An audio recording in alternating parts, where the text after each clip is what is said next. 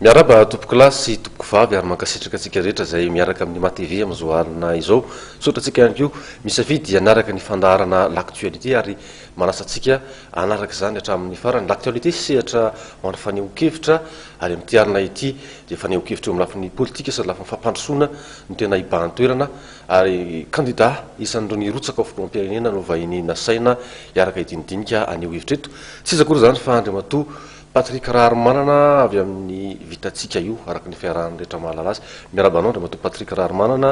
miarabanao tratran'ny taona ihany koa satria izao vao tafahoana eto amin'ity sehatry ity sika dia miaraba ny voaka malagasy ihany koa ary miaraba ny mpandaraka ny fandaharany matv miaraba ihany koa fa ary miaraba ny teknisianina rehetra sy amin'ny resaka tomboavao dia mba tahin'andriamanitra tsika rehetra amin'ity taona ity isan'ireo candidat ny rotsaka fidiana filoham-pirenena ianao nitsana tany amin'ny fiodinana voalohany taorin'izay dia tazana nanohana ny candidat zay lany filoham-pirenena amin'izao fotoana izao andriamatoa Hery Rajaonarimampianina tazana trano tamin'izay fisehoana vahoaka nataony aiza ho aiza andriamatoa Patrick Raharmanana eo amin'izay sehatra politika izay taoriny fifidianana sy ny vokatra azony tamin'ny fifidianana mieritreritra haka-toerana ave betsaka manombantombana hoe raha ny fihetsika nasehonao teo amin'ny tontolo politika dia tsy azo ailika ao anatin'ny vinam-panara-baovao ny hoe mitady toerana ianao mieritreritra hiditra ao anatina gouvernementa ino mety ho prime ministre mihitsy nieritreritry ny ola sasany aiza ho aiza zany Patrick Raharmanana zany taorina amin'ny fifidianana rahantsika maralina moa zany fa Patrick Raharmanana tokoa ny vitatsika dia resy zany zay tamin'ny fiodinana voalohany ary za ngamba ny voalohany ny teny teto hoe ny ampitson'iny ihany dia hoe resy ahako ary miarahaba andreo tafita ao amin'ny dingana manaraka zay zavatra zay zany tsapako ny hoe rehefa manana fotoana ianao ao anatin'ny resaka hoe demokrasia dia tsy maintsy manana ihany koa zany ianao fandeferana sy fahatsapahatena hoe resy ianao ao anatin'izay tsy afaka an'le hijanona amin'izao fotsiny nefa satria maha candidat anay dia amiko aloha tsy mety no mijanona any amin'ny resaka hoe neutralité tsy maintsy misafidy zany ianao satria nisy vahoaka malagasy ny safidy na Robinson na Hery Rajaonarimampianina ny ahy teniko foana hatramin'izay ny hoe tsy resaka olona no arahako fa resaka tetikasa na naviana-piarahamonina ny vitatsika zay efa nanazavaina be dia be teto ngamba mety misy apahany azo iverenana hoe ahoana ny fomba natanterahana an'izay viana-piarahamonina izay ny resaka hoe fanadiadiana tao anatin'izy iny dia nilaza foana ny hoe le dingana voalohany dia mbola nametraka ny olona hoe aiza ho aiza ny olana teo amin'ny famahana ny crise 2009 zany hoe niverina hatrany amin'ny resaka hoe Ravalomanana sy Andry Rajoelina fantatritsika fa Andry Rajoelina niaraka tamin'ny Hery Rajaonarimampianina ary Robinson Jean-Louis niaraka tamin'ny Ravalomanana zany hoe ny olona tany amin'ny dingana voalohany zany mbola tea maritra hoe zay aloha mbola tsy mila nyreto candidat telo amin'ny telopolo reto fa mbola izahay no amahan'le olana tamin'ny 2009 teniko teto hatramin'izay ny hoe oka amin'izay hiditra any amin'ny resaka tetikasa amin'izay zany ny andresena lahatra olona any amin'ny dingana faharoa satria efa samy nahazo ny vato farany lehibe indrindra tamin'izay fotoan'izay tany amin'ny dingana voalohany roapolo isanjato mahery ny Robinson ary enina amby folo isanjato mahery ny Hery Rajaonarimampianina samy efa nanao ny dingana be dia be reo mazava ho azy Hery Rajaonarimampianina mila vato zany 5 amby telopolo isanjatony amboniny zay efa azony zay ino ny farany azony raha ohatra ka tamin'ny heriny manokana rehefa niaraka tamin'le candidat maromaro amin'izay izy sy indrindra fa amin'ny hoe fampandrosoana resaka tetikasa dia zay tetikasa zay zany na resy lahatra ahako niarahako tamin'ny Hery Rajaonarimampianina na dia nisy ary feonako niaraka tamin'ny Robinson dia tsy naresy lahatra izy zany amin'le resaka fomba hitondrany ny fitantanana manaraka fa Hery Rajaonarimampianina no naresy lahatra hoe mitovitovy ampiko ny fomba fijeriny na amin'ny resaka hoe grand travaux amin'ny resaka famoronana asa amin'ny resaka hoe décentralisation amin'ny resaka hoe fanajanany tany tandalana zay anisan'ny resaka andresahany daholo koa moa zay dia zay no nahatonga an'le hoe hiaraka aminy zany amin'iny aiza ho aiza zany Patrick Raharmanana amin'izao fotoana izao lany andriamatoa Hery Rajaonarimampianina inona ny ampitso politika miaraka ny Patrick Raharmanana teninao teo moa ny hoe mitady seza ve zany eto angentsika tsy famitaka matoa zany ny latsaka ho filoham-pirenena dia seza ange zany seza farany zay avo indrindra eto amin'ny firenena zany tady an'le seza ivaiva manaraka zany zao rehefa tsy lany amin'le seza avo indrindra ianao mazava ho azy tsy maintsy midiny ianao fa angamo anao afaka hiakatra antsony seza tsy hitadiavam-bola amenoana paosy nefa zay fa seza mba hahafahana manatanteraka n'le tetikasa sy vinam-piarahamonina eritreretinao atao mazava ho azy a tsy azonao le seza farany ambony tsy ianao zany mandidy sy manapaka amin'ny lalana tokony hitondrana azy fa ny président de république zany hoe Erajonarymampianina zany ny tompony hoe zao ny lalana hitondrany ny firenena nefa kosa zay ao anatin'izany a nanoana azy tsy hoe olona andeha atao marionnette na andeha atao saribakolo fotsiny na hoe rehefa lany de hoe misaotra antsika rehetra tamin'ny fiarah-miasa de samy mijanony ao fa ny antony na tonga azy hoe anao anio teninao teo moa ny hoe anao prime ministre ve na anao ministre na anao zavatra hafa iny zany apetraka hoe amin'ny fahendreny Erajonarymampianina sy azadino ny mapara no anisany ary izy ny voalohany manendry manolo-kevitra izy no prime ministre nefa fantatritsika amin'ny mapara fa hoe miaraka amin'ny Andry Rajoelina dikan'izay zavatra zay zany i Andry Rajoelina zany no tsy maintsy anolotra zay ho prime ministre raha tsy izy no anao prime ministre tsy anjarako zay fa zareo mahafantatra an'izay raha ohatra kosa moa izy milaza hoe Patrick Raharmanana mety mitovitovy fomba fijery amin'ny mapara sy amin'ny Erajonarymampianina ianao no atao prime ministre vonona amin'izany zay satria matoa ny latsaka président de république efa niomana hitondra raha misy hevitra hafa indray hoe ianao tsy atao prime ministre fa atao vice prime ministre ny grand travaux na zavatra hafa na hoe tsy atao an'izay indray anao fa atao ministre na hoe tsy ministre anao fa zavatra hafa tsy olana aminay mihitsy zay fa aminay fotsiny hoe hitondra ny vinam-piarahamonina zay tandrify anay zay anampiana ny filohan'ny république miankina amin'ny firafitry ny anteny era-pirenena zay vokatra ofisialy mbola andrasana mikasika ny fifitiarana solombavam-bahoaka ny toerana ny olona zay ho tafapetraka amin'ny toeran'ny prime ministre satria dia ny anteny mera no mandany an'izay olona zay mialohan'ny fanendrena azy manahoana ny fahitanao an'izay fifantajahan-kery zay raha miainga ny fanadihaditsika amin'ilay ampaham-bokatra na vokatra fontsy maika zay fanavoaka ny senita eto ambany masoko eto mihitsy moa zany le vokatra navoaka ny senita ary tsara zany fa azavaina amin'ny mpijery atsika hoe ny lalam-panorenantsika zany de mazava fa zay vondrona politika manana ny isa lehibe indrindra ao anatin'ny assemblée nationale zany no manolotra olona ho prime ministre de io olona tolotra io no tendreny ny filoham-pirenena zany hoe amintsika amin'ny teny zao zany aloha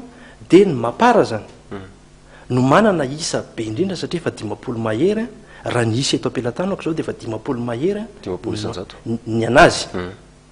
ny député zany ny isan'ny député raha nen'ny raisotsika indray zao nen'ny mouvance Ravalomanana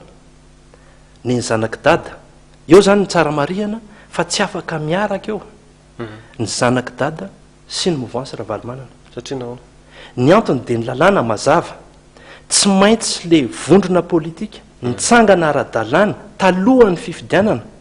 zay tsy mahazo mitambatra amin'ny olo-kafa na ny indépendant zao misy 30 mahery 40 mahery de ny indépendant zany tsy afaka hoe zay anao groupe parlementaire anankiray de anendry ny prime ministre tsy azony atao zay satria ny lalàna atsika de mazava hoe zay groupement politique légalement constitué avant les élections zany hoe reo vondrona politique efa nijoro talohan'ny fifidianana zay zany fa natonga n'le eritreritra zay de hoe mba hialana am'le fividianana olona hoe rehefa tonga eo anao matetika moa ny indépendant mety misy andreny de omeny olona vola meny olona 4 de manao destitution manao andreny empêchement ohatra nazo ny zafeliperi reny tadiditsika tsara angamba ny ravony nanome 4 ny député rehetrarehetra de nivadika antsimbadika daholo fa am'izao ny lalàna ny resahako ny lalàna de voalohany aloha raha ohatra ianao fa mapara de tsy mahazo mandeha any amin'ny zanaky dada tsony raha any amin'ny zanaky dada ianao tsy mahazo mandeha any amin'ny MTS tsony de fa azo atao indray no manao groupe parlementaire hafa rehefa avy eo rehefa anao lalàna fa am'resaka hoe fanendrena ny prime ministre aloha hatreto de tsy maintsy reo le groupe légalement constitué reo zay efa navoaka ny ministère ny intérieur talohan'ny fifidianana zay liste zay tao anatin'izay ohatra amin'ny mapara tao anatin'izay zanaky dada tao anatin'izay mivitatsika tao anatin'izay ihany koa ny MTS sy ny sisa de eto zany raha ohatra jerentsika zany de hoe ny HVM zao na ny hery vaovao amin'ny Madagasikara tsy manana izy député ny fanaraka izy mba andro mapara hoe ny mapara ny manolotra député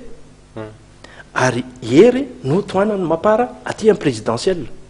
dia mazava ho azy zany fa hery rajonary mampianina dia tsy maintsy mifanaraka amin'ny mapara ary tsy hitako moa zay olana amin'izany satria samy olona anankiray andry zareo no ny fanampy ampandresy any hery rajonary mampianina fa midika izay fa tsy maintsy mivoaka zany avy ato amin'ny mapara ny prime ministre zay hiaraka amin'ny hery rajonary mampianina. Raha ohatra atao hoe tsy mahazo toerana andriamatoa Patrick Rahamanana, inona no mety hitranga? Mety hivadika hanohitra ny fitondrana am-perinasa ve ianao am'izay? Sarotra be nge ny heritreritra an'izany hoe tsy azo toerana satria ngely izy fa teniko matetika hoe 3,500 postes aux fonctions de l'État.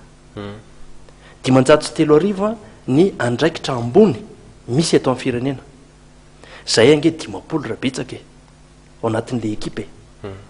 ka ny 10 sy amin'ny 3,500 ve dia misy olona hilika ao ary ataoko fa lehilahy lehibe mifanaja teny ihany koa na hery rajonary mampianina na Andry Rajoelina na zay olona ho tendren'ny prime ministre ao hoe ahoana ny andraisana andraikitra ary tsy hitako mihitsy zay antony hoe tsy hanendreny ny namany satria na izy ihany ary nge dia ho afa-baraka hoe mbola tsy manomboka akory ny république dia ny namany niaraka taminy hoariny fa ataoko fa tsy ho amin'izany mihitsy satria ny zava-dehibe nge dia azadiny hoe tsy dia nisam-bato azo ny tsirairay loatra fa indrindrandrindra hoe inona ny traikefa na zavatra azo ny hoentina ohatra ny vitantsika amin'izao tsika miteny zao dia efa vonona zao zay hoe misy namana miara-miasa araka le ndresahandreny hoe amorona asa fa ao anatin'ny enim-bolana zao raha ohatra ka mety ny fampirarana dia ho isy aéroport international ngeza be ohatra ny any Dubai ireny ho atsangana ao Ivato dia ataoko fa raha resaka fampandrosoana na izay fotsiny ary dia mety efa haresy lahatra eo ihany koa zany ny hoe mbola azotsika verenina moa zay amin'ny tapany faharoa ngamba hoe ahoana koa reny fanaovana famoronana asa reny autoroute fanaovana ny jiro fanaovana ny rano zay efa nampanantenainay zay tamin'ny propagande na tamin'ny fanehoan-kevitra tamin'ny premier tour ilazahanay hoe tsy hoe nandaingana nanao kobakambavy zay tamin'izany fa zavatra misy reny ary hoentinay eo ambony latabatra hoe reto le izy raha ohatra moa mety amin'ilay prime ministre vaovao eo raha tsy zay no voatendry fa amin'ilay prime ministre vaovao eo ary indrindraindrindra amin'ny président hery rajonary mampianina dia vonina zay nampy azy. Manitika kely amin'ilay izy andriamatoa Patrick Rahamanana iaraha malala ny toerana misy ny firenena amin'izao fotoana izao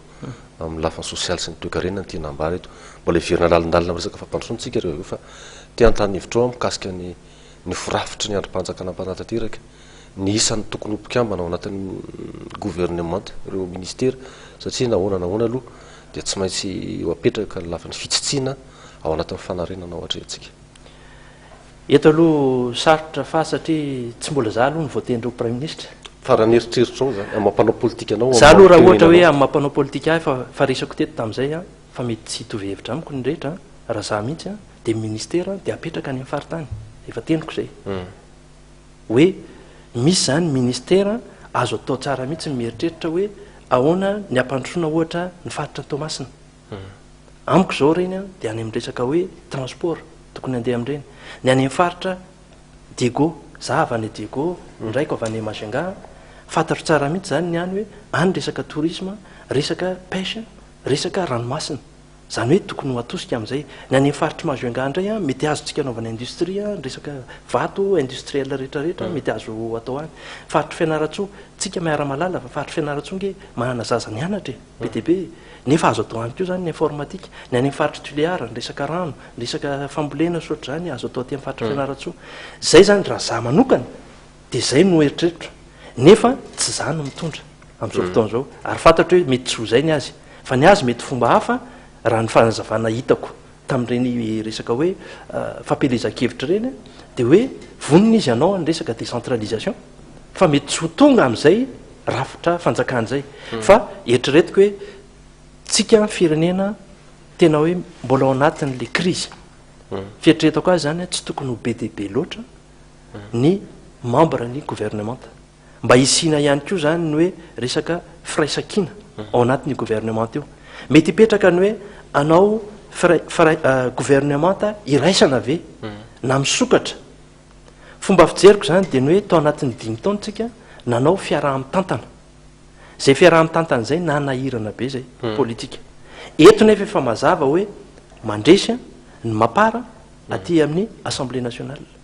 ary nandresy kosa herina jonary mampianina aty amin'ny filopirenena ka mifeidritako azy zany de tokony hoe ry zareo no manangana ny gouvernementany azo ataony mety hoe isina fitoniana politika hoe mampiditra ray na roa amin'ny resaka fitoniana fa tsika matsy mipetraka foana le hoe rehefa mandrafitra gouvernementa sy mametraka tompona ndraikitra amin'ny androm-panjakana ny hoe équilibre régional équilibre politique marina nge zany matetika zany mipetraka foana hoe rehefa président avy eto Tananarivo de tsy azo atao zany a manao ny prime ministre Tananarivo na ratsorina zany de hoe rehefa merina ny eto de tsy azo atao merina koa ny eto rehefa antandroy ny aria amiko zany a tsy zay tsony ny tokony fomba fijery satria misy matetika zany hoe herina jonary mampianina avy eto afovoantany i Andry Rajoelina avy eto ampovoantany de manao an'izay analyse zay fotsiny hoe tsy mety zany io fa ozy aho hoe tsy zay satria ny lalàna atsika tsy misy an'izay tany anatin'ny feuille de route misy an'izay fa ny lalam-panorenantsika tsy misy an'izay ary tsy tokony atao any resaka hoe satria Patrick avy any Diego de hoe agarana solitena avy any Diego de tsy maintsy hoaninao de andeha koa zany ny any amin'ny faritra sud-est hoe zay rery mbola tsy nitondra teto amin'ny firenena satria nareo efa nahana président nareo de tokony zay koa zany prime ministre de inona ny afaratsika fa ozy aho hoe tokony hapetraka foana ny resaka hoe aiza ny compétence na ny fahaiza-manao na ny traikefa sy ny zavatra tia ny hoentina ao anatin'izy io tsisy mahadiso kosa nefa ny hoe tokony mba hojerena daholo ny fampandrosoana ny faritra rehetrarehetra mba hahafahany rehetrarehetra ho tafiditra ao anatiny fa ataoko hoe raha gouvernement eo amin'ny telopolo eo nge efa vitsivitsy zay ataoko hoe mety efa ampy zay sisika kely antany amin'le resaka hoe fiaraha-mitantana fisokafana amin'ny ankolafy politika hafa na mpanohitra zany satria isika de efa miara-malala fa misy la tsony hoe satany mpanohitra amin'izao fotoan'izao mamariparitra ny amin'ny andraikitry mmpanohitra ny tokony toerana misy azy any ko anatin'izay androm-panjakana zay tsy azo hiverina ve zany sa lasa ampimamban'izay miaradia amin'ny jonary mampianina sy ny mapara ny fitondrana de mitovy amin'ny teo aloha ihany timany any amin'ny lohany de zay fianakaviana tima rehetrarehetra daholo ao ka zay nge mahatsara an'le hoe misy an'le sata mifehan'ny mpanohitra satria io sata mifehan'ny mpanohitra io misy andraikitra zay izy mihitsy mandray azy ary ozy aho hoe oka am'izay zany anarotako n'le teny eto hoe oka am'izay le resaka hoe hidina an-dalambe hijanona efa nisy a filopirenena lany zay navoaka ny CES de izy lany zany a izy ny filohan'ny repoblika ny zavatra izy tomako kely fotsiny ny eritreritra de ny hoe herina jonary mampianina 500 ny malagasy no tonga ny fidy taux de participation électorale zany fa avitrihan'ny mpifidy 500 izy nefa nahazo vato 500 tamin'io 500 zany hoe tany amin'ny 500 ihany zany ny vato tena azony tamin'ny olona rehetra eto Madagasikara zany hoe izy zany nefa ny tsy maintsy hitondra na ny olona tsy nifidy azy na ny olona tsy tonga nifidy ka ataoko fa vomaly izy zao ny resaka taminay de ny teniny taminay foana hatramin'ny afarany de hoe fampandrosoana amin'ny malagasy tsy isan-kanavaka ary na ny nifidy na tsy nifidy na ny tonga nifidy na tsy tonga nifidy fa eto fotsiny no napetrako hoe oka kosa tsy hodosoana le olona tonga nifidy satria matetika le hoe betsaka ny olona tsy tonga nifidy de ohatra mametsiny ny olona tonga nifidy ny tsy tonga nifidy nge fa no tsy nanao ny andraikiny tsy hoe mametsiny aza fa mety noho ny antony maro samihafa mety tsy tao anaty lista izy mety narary izy mety iny fa misy olona de nilaza mihitsy hoe zay de tsy ho tonga ifidy aleoko lavitra ary fa nahita an'le hoe tonga nifidy izy nanao vaty fotsy satria tsisy tiany ny andaniny sy ny ankilany fa ianao rehefa tsy tonga nifidy a de tsy maintsy manaiky an'ilay vato tonga nifidy zany ka eo zany no ametrahako any hoe ilaina mety hoe le fisokafana kely angamba ozy a fa tsy tokony hijanona amin'izay kosa aloha na le prime ministre ho tendreny mapara na filoha herina jonary mampianina tena hijery hoe ity ny tena fampandrosoana ary iza ny ekipa ny vahoaka ngefa tsy hijery an'izany hoe fiaraha-mitantany zany tsony afaka 3 volana izy de efa antany hoe aiza le zavatra oatra zao afaka enim-bolana izy antany le mandeha indray ka io zany raha tsy miasa aingana le gouvernement teo dia mety enjera ia atreto aloha zany a nivoaka mivokatra ofisialy didy tsy azo ivalozany navokany CES ny faratampony ny didy iny fa nazanina tsy zany tsy manaiky an'izay vokatra zay ny candidat tsy lany Robinson Jean-Louis izay mbola manao ny ady antaratasy sy mifanaraka amin'ny lalàna rehetrarehetra ary napakatra rany amina sehatra iraisam-pirenena am'izao fotoana zao manahoana ny fahitanao an'izay satria isan'ny nanakianany ny fifidianana ny hoe fahamaroan'ny osoka sy ny karazana labato ianao raha to dia efa nanana andraikitra amboniny tamin'ny fanaraha-maso ny fifidianana teto Madagasikara nandritry ny ampolony taona teo io raha nitraikefa nanananao tamin'izay ijerena nyty fifidianana ny tanterahany ity marina fa hoe miaradia amin'ny andriamato erajaonary mampianina ianao fa amin'ilay traikefa na teknisiana anao fanaraha-maso ny fifidianana ahoana ny fahitanao misotra ny fifidianana sy ny fanakianana ny hoe osoka alabato nitranga tao anatiny eto zany fa marina hoe nanana traikefa satria 5 taona zany tao amin'ny KMF Konoe coordinateur ny mpandrina national ny KMF Konoe ary nandritra nyty deuxième tour ty zany ny andraikitra zany ny opération électorale rehetra na taty amin'ny erajonary mampianina na taty amin'ny mapara zany hoe nanangona ny vokatra rehetra sy ny mijery ny PV rehetrarehetra eo ampelantananay amin'izao fotoana zao PV roal 20 000 PV amin'ny 20 001 bureau de vote tsara zany ny alalan'ny mpijery atsika hoe ahoana moa ny tena fandehan'izy io tsy verina lavitra be satria fa nisy didi-pitsarana tsy azo valozana andresahanao teo zay fa mba hampazavany le izy za eto dia milaza hoe isaky ny bro-pifidianana tsika nandeha ny fidy daholy nisy délégué any Robinson tao ary nisy délégué any Hery Rajonary Mampianina samy nanofana ny délégué ny tsiraray amin'ny alalan'ny fitaovana sy ny fananana teo ampelantanana ny senita koa dia nanana délégué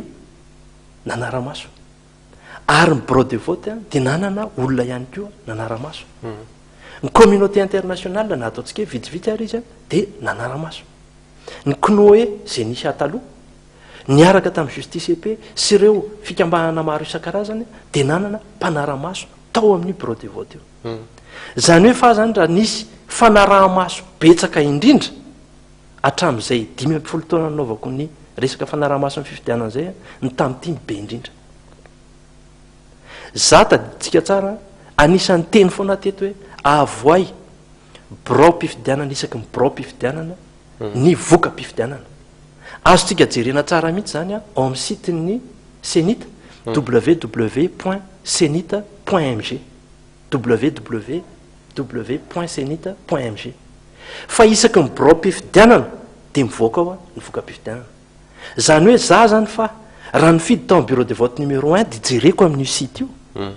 raha tena io marina le voka-pifidianana zay azadino fa itsika vahoaka malagasy tao anatin'le bro-pifidianana no nanara-maso sy nanao dépouillement teo amasotsika zany nanisana n'le bulletin ka hitako ohatrany hoe manamaivana an'le mpifidy ny aritory hatramin'ny ray maraina nanara-maso an'le bulletin tao ny filazana hoe avereno isaina indray io bulletin io raha ianao fa ny délégué anao tsy nanao ny asanao aza menao tsiny ny CES ka hoe tsy maintsy amerina anisa ny asa tsy nataonao tao anatin'le bureau de votenao Rajonary Mampianina zao nandany mondro kely izy nanangona ny PV zay anjarany eo manko tsara ho fantaritsika hoe nahoana ny nanjarana nanana PV samy manana PV na i Robinson na i Rajonary Mampianina dia manana ny PV ihany koa ny senita manangona ny anazy amin'ny fitaovana ananany tsisy idirany Robinson sy Hery amin'ny fanangonana ny senita ny Hery koa izy koa manangona ny azy zay andraikitro nanangona an'izay ny Robinson izy manangona ny azy raha nahangona izy tsara raha tsy nahangona izy anazy zay fa ny anay aloha dia efa eto ampelantananay lay izy faharoan'izay fa misy ndray le atsony zareo hoe CED zany hoe miala eo amin'le bureau de vote zany ny PV sy samana dia miakatra indray zay any amin'le ataontsika hoe raha tsy mangaiky ny senita samy manana délégué ao koa na i Robinson na i Rajonary Mampianina rehefa tonga ty amin'ny senita eto zany de miantso mifankalala tsara mihitsy zay fa nanao confrontation amin'ny senita eo ny olon'ny senita eo ny olony international eo ny ny era-jonary mampianina ary eo ny ny Robinson Jean-Louis manao confrontation zay vao atao saisie le PV raha ohatra tsika iteny hoe UPV io nge PV tsy izy anazy zay satria zao ny délégué anay rehetrarehetra dia anananay spécimen ny signature satria fa zao raha ohatra ka tendrena ho délégué dia tsy maintsy manao légalisation ana signature any amin'ny district zay apetraka any amin'ny senita dia iny anaranao iny a nomena badge anao misy sarinao zany hoe nominatif zany zay zany rehefa mahazo an'le PV dia jerenay aloha sao dia efa tsy le soniany délégué anay a ty ato amin'le PV zay hitanay ty zany hoe jerenay zany spécimen na signature ka raha tsy sonian'le délégué anay zany io a dia efa mampiahiahy anay zany a ity PV ty misy ohatra tsotra nge fa mikasika ny resaka PV misy faritra any amin'ny faritra atsimo any zao a azotsika jerenao amin'ny sitiny senita 100% nandeha ny fidy daholy a ny olona ray fokotany ray manontolo ary io 100% io a ny fidy any Robinson daholy zay zany vao nahita an'izy dia mety ho alabato kosa zany fa aiza ve dia tsisy narary tao amin'le toerana fa ny fidy daholy 100% ary ny fidy ho an'ny Robinson daholy nefa rehefa nijerenay sonian'ilay nanao le anay zany dia marina le sonia dia tsy nametraka fitoriana zay fa dia ozy zay hoe dia tena mambahoaka tao amin'io faritra io zany Robinson tsy afaka iteny zany zay hoe alabato ka eo zany nozy aho hoe oka amin'izay mba ho farana nyty resaka hoe alabato tsisy farany ty farany fotsiny dia mbola nangataka tamin'ny CES ny Robinson hoe jerevo ny liste électorale fa niena be ny isany tamin'ny faritra ohatr'izao ohatr'izao dia rehefa tonga tao nanao confrontation ny liste électorale ny CES dia tamin'izay nangatahana proof zay enontsika angamba tamin'ny déclaration ny CES nangatahana proof ary samy nisy avocat teo teo ny avocat ny Robinson teo ny avocat ny era-jonary mampianina fa tsy nitondra proof Robinson ka eto zany ialana tsiny fa mora zany no miteny hoe mangalatra fa efa nisy kosa ny ezaka rehetra nataon'ny senita nisy ny ezaka nataon'ny CES ka rehefa lany ara-dalàna filo era-jonary mampianina dia filohan'ny malagasy rehetra io ary eto a manao antso amin'ny makandidat resy tamin'ny premier tour miangavy any namana candidat rehetrarehetra zay resy rehetrarehetra mba anaiky resy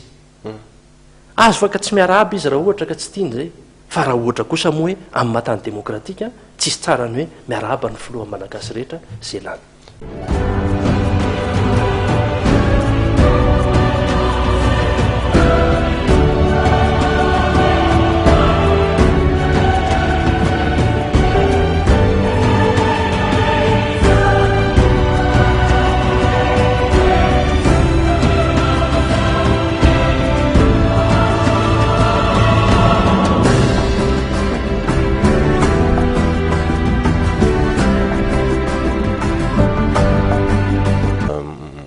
ao anatin'ilay hoe fanoherana an'io ary taonany olona mihitsy etsika anohitra an'izay na ny candidat Jean-Louis Robinson na ry ho mpiaradia aminy amin'izao fotoana izao ary betsaka mieritreritra fa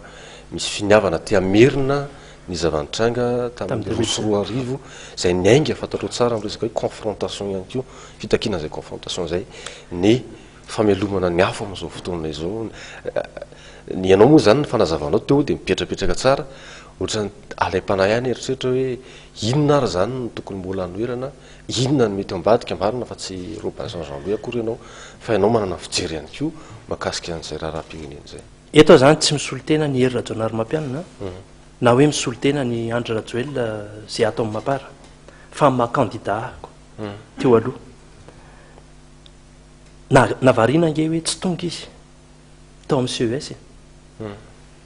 efa fata mimeloha ve zany ny voka-pifidianana natao sa ve avy de efa hoe fantatra fa tsy izy io ary raha ohatra ary ka izy ny lazain'ny CES elany marina tsy voatery hoe ho tonga ao anatin'le cérémonie ianao tsisy lalàna manery an'izany fa nefa ozy ahako hoe midika zavatra be deabe nge zany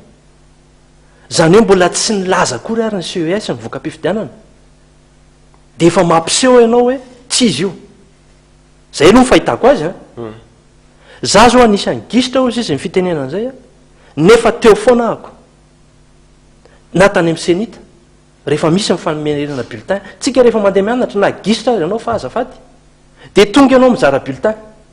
fa ino zany mpianatra hoe andeha anala examen ianao fa rehefa tonga fizarana bulletin de midongy any atokotany tsy zay aloha ny nampianarina anay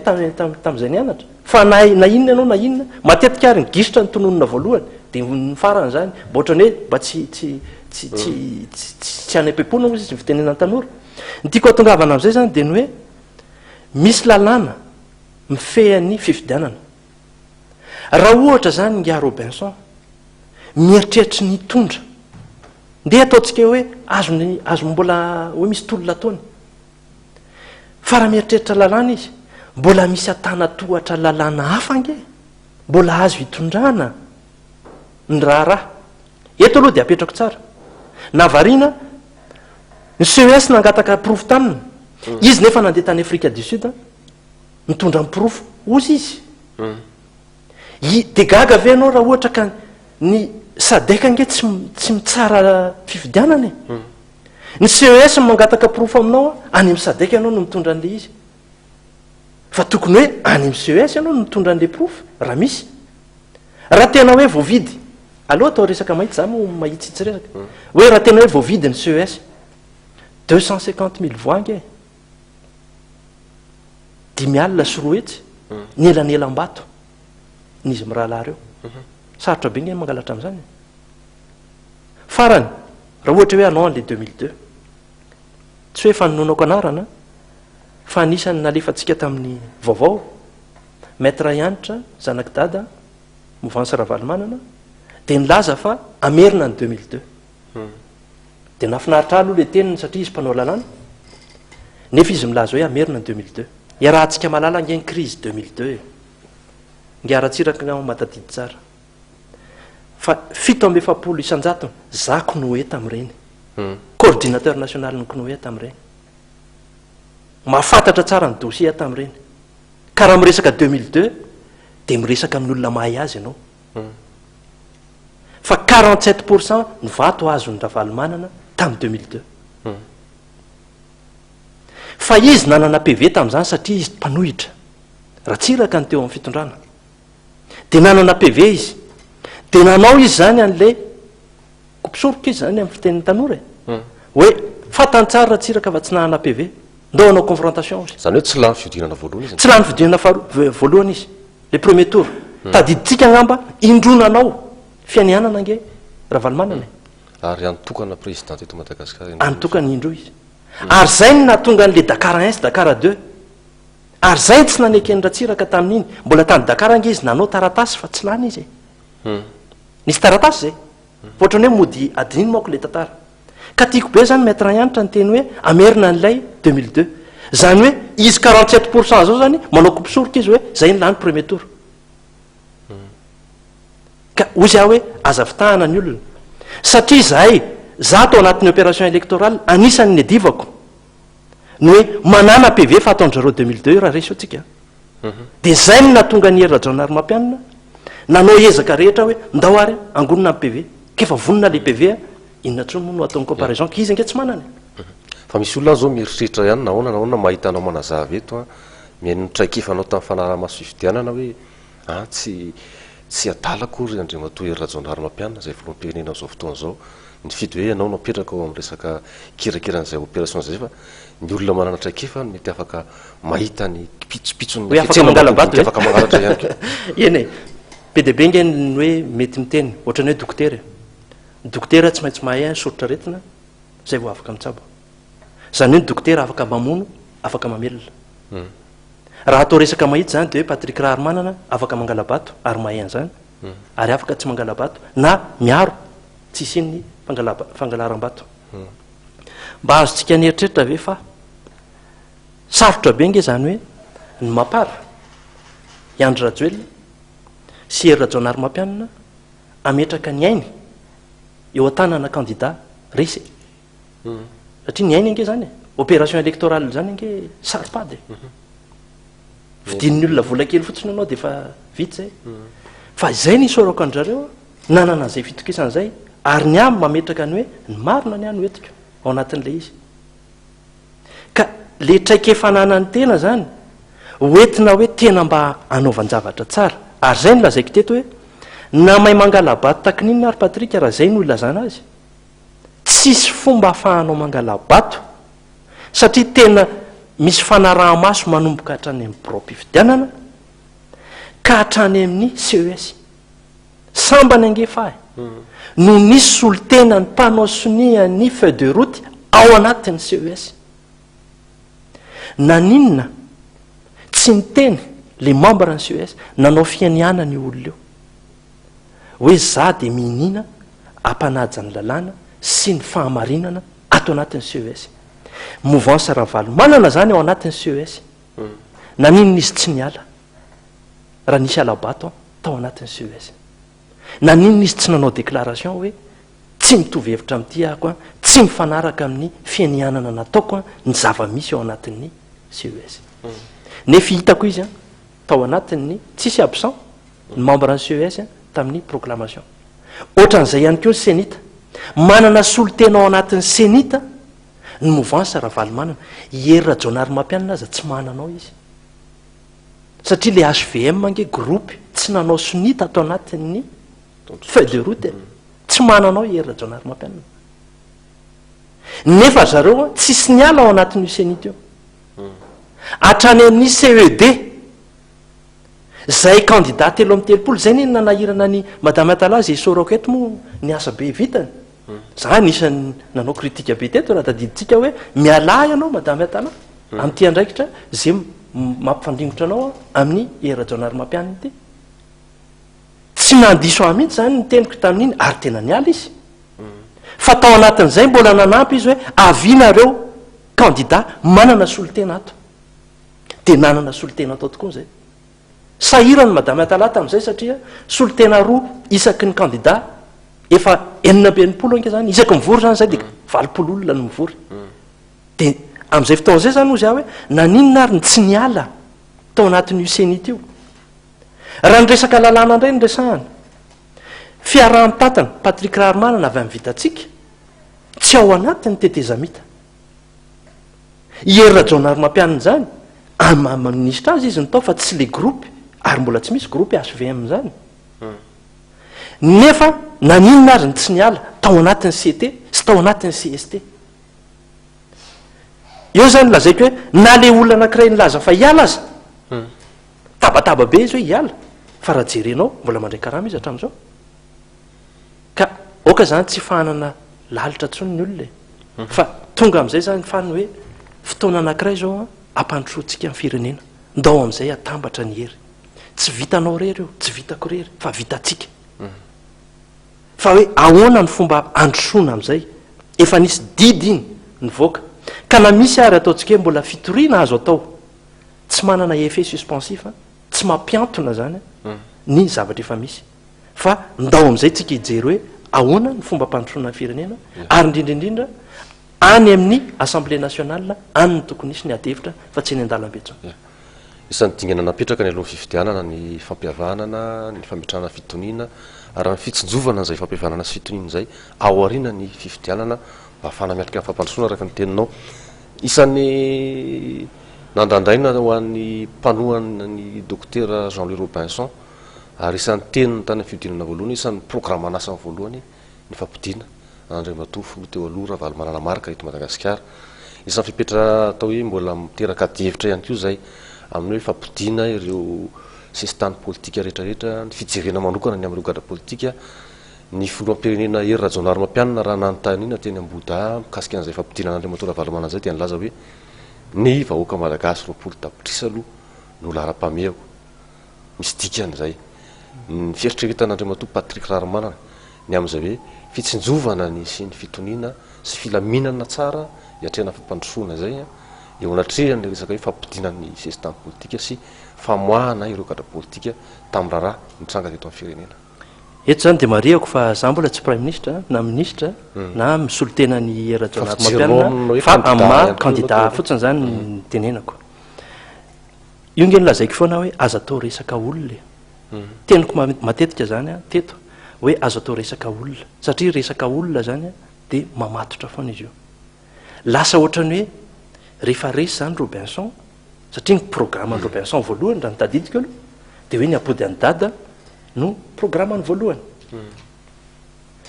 Zany teny foana teto hoe tsy tokony hisy an'izany gadra politika zany, tsy tokony hisy an'izany exil politika zany. Ny malagasy rehetra afaka mivezivezy eto Madagasikara, teniko foana zay ary mbola tazomiko zay.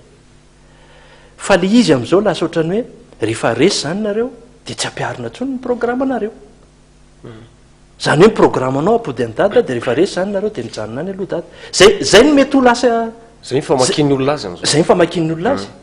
Tsy fantatro am'izay zany zay fomba eritreretany Rajaonarimampianina hoe ahoana ny fomba anana ny fitoniana. Fa mijery azy zany hoe raha zany teo amin'ny toeran'ny Robinson mbola vao nivoaka ny vokatry ny senita de efa niarahaba ny hery Rajaonarimampianina ako.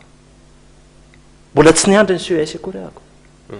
Ngamba ataoko hoe nisy firenena anankiray tany Afrika tsy tononoko nanao an'izay fa izy indray aza ny lasa vedety ozy ny fitenenana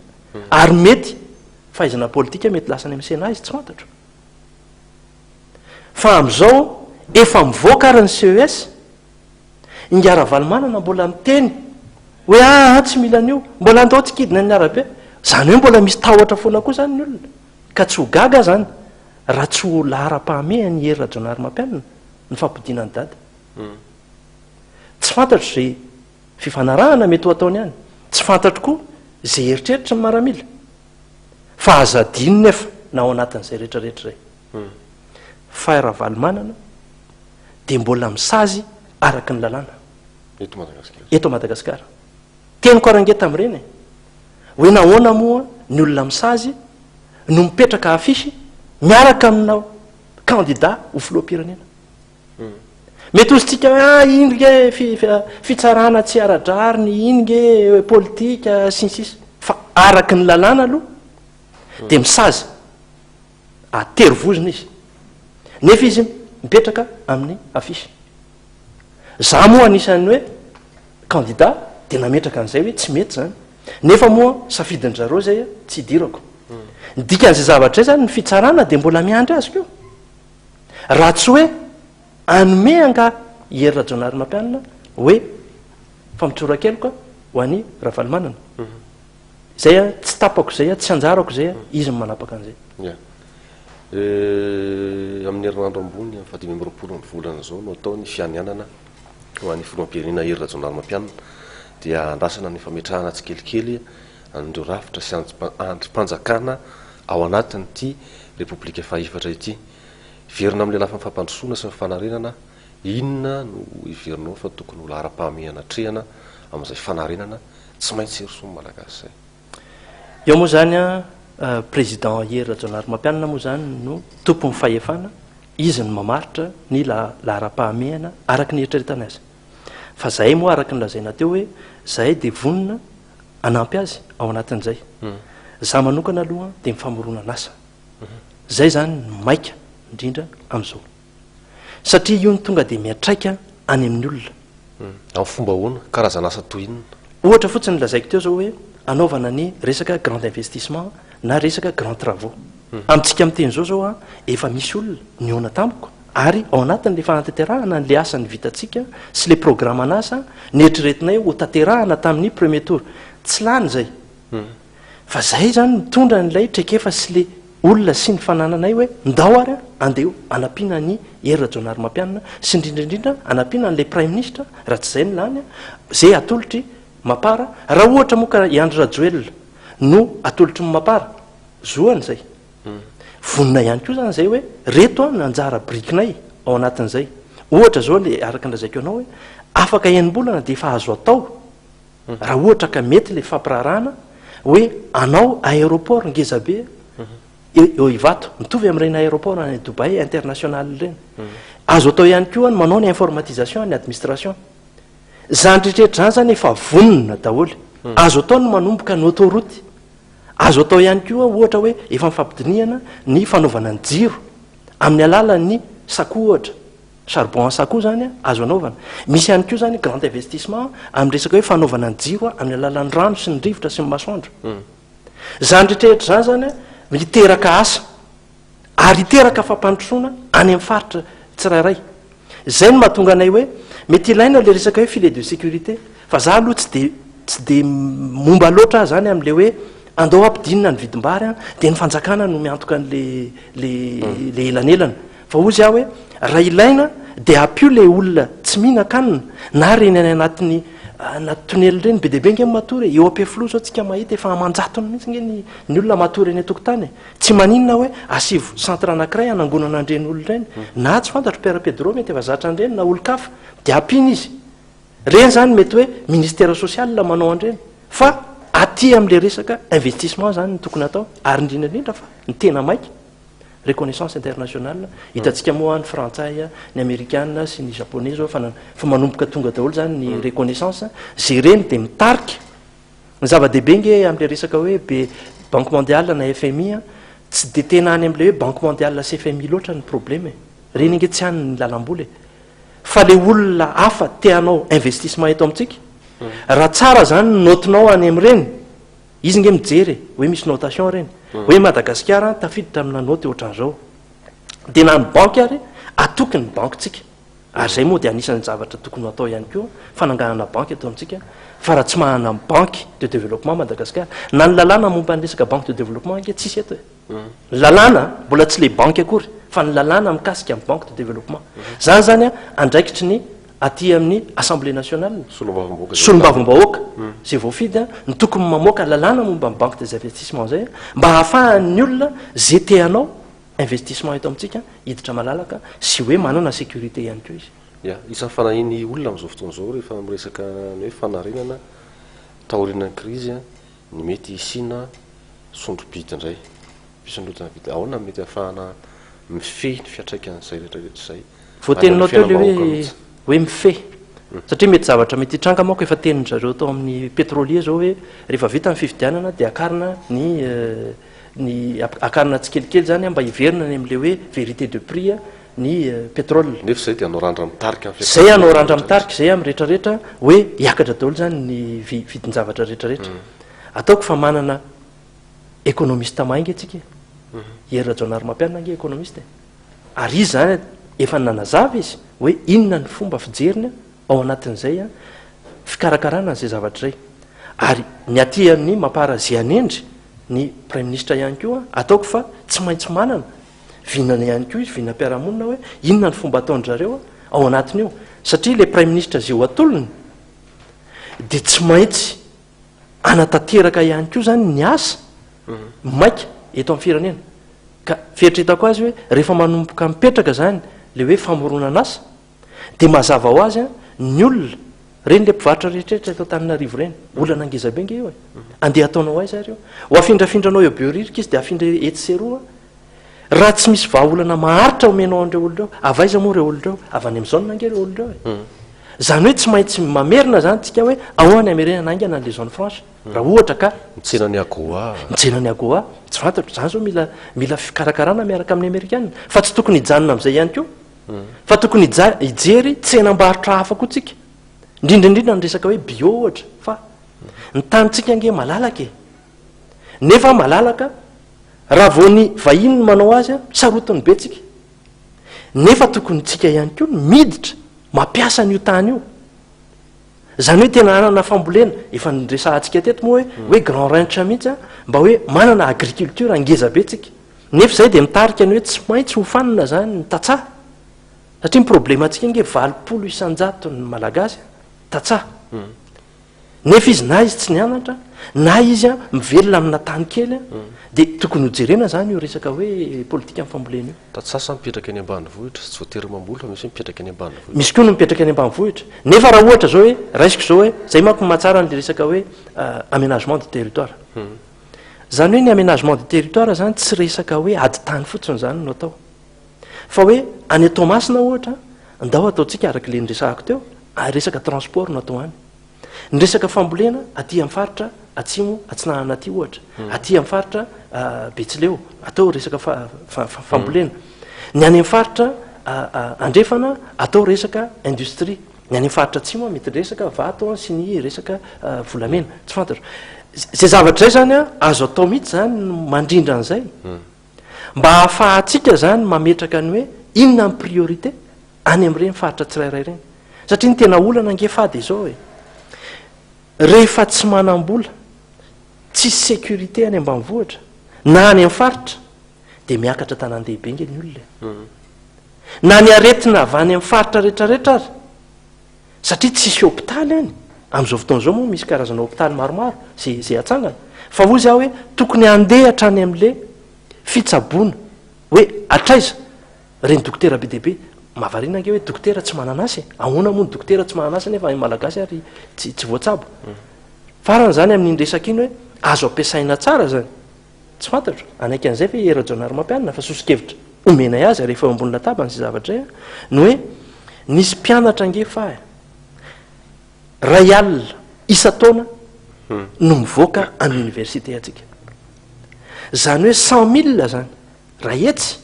nisan'ny mpianatra mivoaka eto amin'ny université any Madagasikara ao anatin'ny 10 taona zany hoe raha zaraitsika n'io le 20 000 bureau de vote io zany dia tokony hanana licencié 10 isaky mifoky tany zany ny eto Madagasikara nefa nahoana ny senita mbola sahirana ny tady olona ho atao membre amin'ny bureau de vote satria tsy mahay manoratra misy président mifoky tany tsy mahay manoratra nefitsika manana andreo maninona amin'ny resaka hoe 10 taona za marina hoe fa tamin'ny 89 fa nivoaka ingénieur fa nanao signature décennale zay tsika engagement décennal zany hoe za alohan'ny hianatra ny votovorona hianatra momba ny rano hianatra momba ny informatique nahazo bourse amin'ny fanjakana ako dia manao sonia hoe ao anatin'ny 10 taona dia manaiky zay andefasa amin'ny fanjakana ka raha misy 100 000 zany nanao engagement décennal na 10 taona lasa azo amin'ny fanjakana atao nge zany mandefa azy any amin'ny faritra tsirairay hoe ianao tia ny foky tany 10 isan'isany raha mikarama 1 million na 2 hetsy ariary mbola tsy mandeha lavitra be nge zany raha mitety-bola malagasy fa io moa miankina amin'ny filoham-pirenena fa zahay zany mametraka ny hoe zao kosa aloha no zavatra efa azo atao eto amin'ny firenena resaka fanarenana tsika isan'ny vola malaky eto Madagasikara ny arena voatsanahary ao anatin'ny arena kibontany ao anatin'ny azo sarobidy tahaka ny andramena zay nampisy atyevitra be nadretra ny 5 taona ny fifohany atsokosoko any ivelany ny fifehezana andreo ahafahantsika hoe mahita lalam-bola hafa ihany ko zany akoatra n'izay famatsim-bola mety avy any ivelany sy ny ampangarahara tsara ny fitantanana azy zay ny teny ianao ny resaka hoe arena kibontany matetika avy lazaina hoe manan-kareny tsika sisisa fa ny vahiny ny tena mihinana azy na ny olombitsy no mihinana azy tsy tokony ho adinoana zany dia ny hoe io arena kibontany io dia mety lany izy io fa tsy hoe zavatra maharitra io mety lany io ka raha ohatra zany ianao mitrandraka an'io dia tokony havadika ao zavatra maharitra io zany hoe raha androany zao tsika mitrandraka bois de rose na le bolabola ozytsika teo tsy maninona nge farito tsara zay ny lazaiko amin'le hoe asivo aménagement du territoire farito hoe ty toeran'tya dia anaovantsika fitrandrahana vato zany hoe ho lavahana zany io ty faritra andrefan'tya dia hitadiavantsika pétrole zany hoe ny rano ao ambanin'io tany io zany dia ho lotona zany za manko mahitsy resaka ty faritra ty indray ataontsika tourisme ty faritra ty indray ho arovantsika ny ala ty faritra ty ho amiditsika any amin'ny faritra amazone any nge hitantsika tsara fa na ny fomba anapahana an'le hazo ary dia fa azo atao tsara mihitsy manao ny informatisation ao anatiny zany hoe tsy hoe rehefa tapaka le hazo dia manimba n'le hazo madinika tapahana fa misy fomba fanapahana azy hoe azera ty miatsinanana izy satria iny ny lalana efa vakina anaovana azy ary ao anatin'ny 100 taona dia misy programme hoe fanovana na fampandibiasana an'ilay hazo ahoana moa raha ohatra hoe safira safira ngia manetsy taonany vao misy safira dikan'izany rehefa misy safira raiky lao raisinao dia tsy azonao soloana ntsony ka tsy maintsy mijery lavitra zany tsika hoe iny zavatra iny a tsy maintsy hoentinao ny ampahany anaovanao investissement mba hahafahanao misy zavatra mipetraka mba ampandrosoana amin'ny manaraka fa tsy hoe ino no ataonao a dia omenao an'le tsy manam-bola dia anaovanao asa sosialy mety ilaina le asa sosialy fa tsy maintsy aty amin'ny investissement ihany zay mivadika asa ary zay asa zay no mampiena koa ndresaka hoe insécurité ya amaraparana ny fandarana tsika ndre mato patrika raharomanana ina no amitinana an'izay resaka izay a afatra hoan'ny malagasy a tsy manina ho an'ireo solovavam-boaka zay holany ihany ko satria zany rehetrarehetra zany ny lalàna ny fototra eto amin'ny firenena ireo zany misy ny fototra anankiray tena ifaran'izay fampandrosoana zay inona ny afatra mpitaina ny azany ny afatra amin'ny vahoaka malagasy a dia ny hoe ampy zay fifandrafesana teto amin'ny firenentsika izay ampy a zay krizy lavabe zay fa andao a hiaraka tsy vitanao io tsy vitako fa vitatsika marina fa mety misy ny lonilony marina fa misy tsy maintsy misy ny resy tsy maintsy misy ny mandresy amintsika am'teny zao a herina jaonary mampianina no filoha any repoblika malagasy ary nahafinaritra ny teniny hoe filohan'ny olona rehetra ny fidy azy izy filohan'ny tsy mifidy azy ary filohan'ireo tsy tonga ny fidy ihany koa zany hoe filohan'ny malagasy rehetra eo amin'ny resaka hoe afahantsika miroso bebe kokoa dia vonona zany zahay hitondra ny traikefanay hoe hoentina hampandroso amin'ny madagasikara raha ohatra moa ka tsy hanao prime ministre Andry Rajoelina vonona zay raha ohatra ka manana fitokisana eo aminy vonona ihany koa zay hiaraka amin'ny herina jaonary mampianina hiditra ao anatina gouvernemanta raha ohatra ka eritreretina hoe tsy hany ny toerana tokony isy anay a tsy mampisy lomolona anay mihitsy zany a fa hoentina hiatrany a ny fampandrosona ny firenena ka dia hisorako fa hisorako ihany koa ny teknisianina ary manao veloma mahafinaritra atsika rehetra manaraka an'izao fandaharan'izao fomba hanamanana zay mandra-piona sy veloma nomeny andriamato patrik raharomanana izay ankasitrahana ny teknisianina sy anareo mpijery manome avarapatana hatrany ny fandarana l'actualité isaky ny lady alina toy izao mandrapitafa toko klasy sy toko vavy